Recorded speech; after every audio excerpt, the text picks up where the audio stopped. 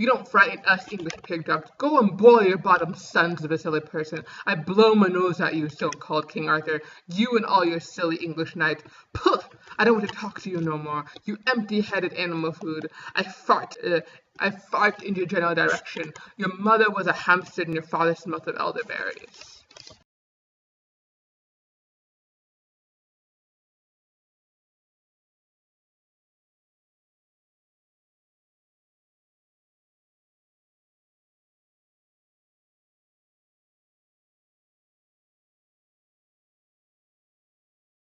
In 1975's Monty Python and the Holy Grail, King Arthur recruits his knights to the Round Table.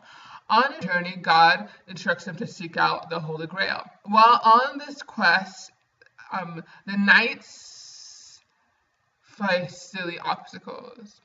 Close to the Holy Grail, the modern police shows up, arrest King Arthur and Sir Bedivere, ending the quest for the Holy Grail.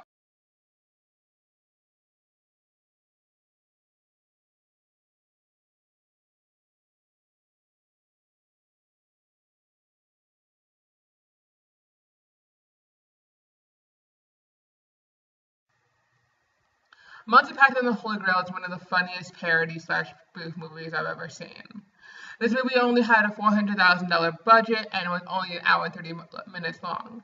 Even with that small amount of time and that small budget, they were able to prove that having a small amount of money doesn't mean that you can't make the movie that you want.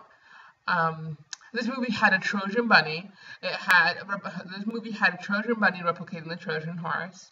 It made fun of the idiocies of the medieval witch trials. It broke time by jumping from present to past in the movie. It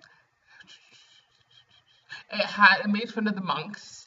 It acknowledged the of the British social structure and British aristocracy system. And the British aristocracy system with scenes like,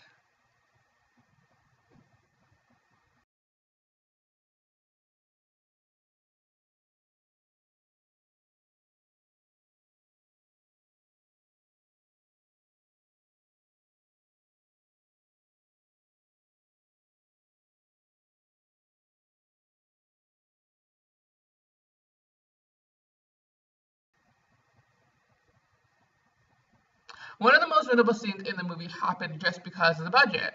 The King Arthur and the knights used coconuts to simulate the sound of horses. This happened because the production staff couldn't afford to rent real horses. This movie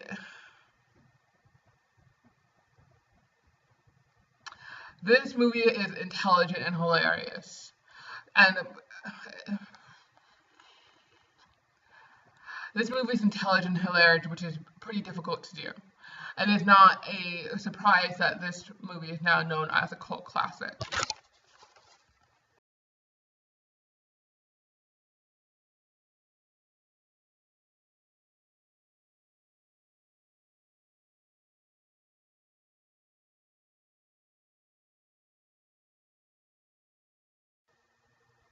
The legacy of Monty Python and the Holy Grail starts with the comedy group Monty Python. They had a BBC TV program called Monty Python and the Flying Circus. They were known for making fun of the British aristocracy. Monty Python and the Holy Grail was one of their first proper films. The TV show was so popular that they got investments from famous rock groups like Led Zeppelin, Pink Floyd, and Jethro Tull. The Monty Python and the Holy Grail proves that even if you have a small budget, you can make an amazing movie. With that small budget, they made $50 million in the box office, and the movie became a cult classic. Monty Python and the Holy Grail influenced. Monty Python and the Holy Grail influenced TV, newspapers, commercials, video games, and novels. In 2007, there was an auction. In 2007, there was an auction for the costumes from Monty Python and the Holy Grail. Sir Bedivere's helmet went for $29,000, 10 times the amount of the original price from the helmet. Comedians like Seth Meyers, Seth MacFarlane, Sacha Baron Cohen, Trey Parker have said that they were influenced by the Monty Python comedy group. Monty Python and the Holy Grail was turned into Monty Python and the Holy Grail was turned into Monty Python and the Holy Grail was turned into 2005's Tony Award winning Spamalot.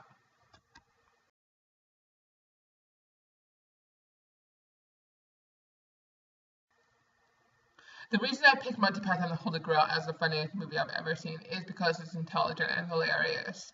Those two aspects are very hard to put in a movie without it being crap or patronizing. The reason the movie is what it is because the comedy group Monty Python. The group would the group would do reunions for other movies and musicals. This movie is one of the funniest movies I've ever seen.